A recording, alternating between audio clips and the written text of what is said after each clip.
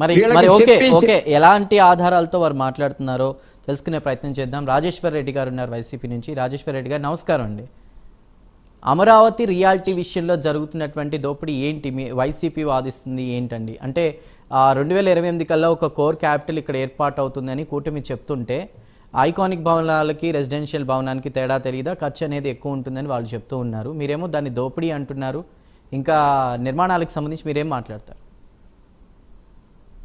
Primary channel వారికి మీకు అందరికి కూడా నా ధన్యవాదాలు.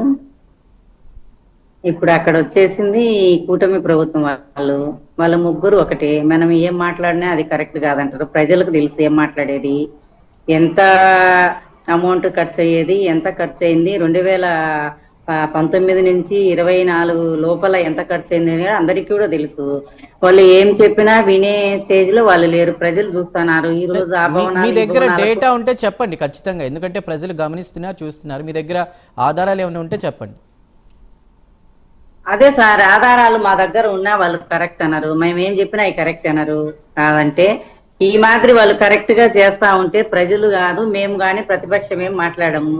వాళ్ళు ఏం చెప్పినా ఆయన చెప్పినాడు కదా, ఇందాక ముందు ఒక బ్రదర్ వచ్చారు, ఇప్పుడు ఇంకొక బ్రదర్ వచ్చారు. ఆయన వచ్చిన నుంచి జగనన్ననే మాట్లాడుతున్నాడు. మాట్లాడేది మాట్లాడాలా, జగనన్నని ఏదేదో తొండంట తోలు ఇవన్నీ అవసరమా? మనం ఒక ఛానల్లోకి వచ్చినాము, దాన్ని ఎంతవరకు అని మనం మాట్లాడాలా. జగన్ ఏం చేసిండు, అమరావతి మీరేం చేస్తున్నారు, అక్కడ రాజధానిలో ఏం చేసేది, ఐనిక్ భవనాల్లో ఏం జరిగేది. ఇప్పుడు తెలంగాణకు మనకు తేడా మీకు తెలుసు కదా సార్. తెలంగాణకు ఏం జరుగుతుంది, మనకేం జరుగుతుందని ప్రతిదీ ఏది మాట్లాడిన భవనాలు వాళ్ళు జవాబు సాధారణం పరిపాలన అవసరాల కోసము నిర్మిస్తున్న ఐకాన్ వాళ్ళ ఏ అక్షరం సంబంధించింది కూడా వాళ్ళు మాట్లాడడం లేదు. ఏరే విధంగా మాట్లాడుతున్నారు. ఇది లెంత్ ఇంత, ఇది ఇన్ని అడుగులు ఇంత, స్క్వేర్ ఫీట్ ఇంత అని మాట్లాడుతున్నారు. వాళ్ళు చెప్పింది మేమేమీ చెప్పలేము, వాళ్ళు చెప్పింది కరెక్ట్ కాదు. ఏది కూడా మా సమాధానం. ఓకే అండి, ఐకానిక్ భవనాలు ఎందుకు అనేదే మీ ప్రశ్న కదా. దానికి విజయ్ భాస్కర్ గారు మీరేమంటారు? ఐకానిక్ భవనాలు ఎందుకు?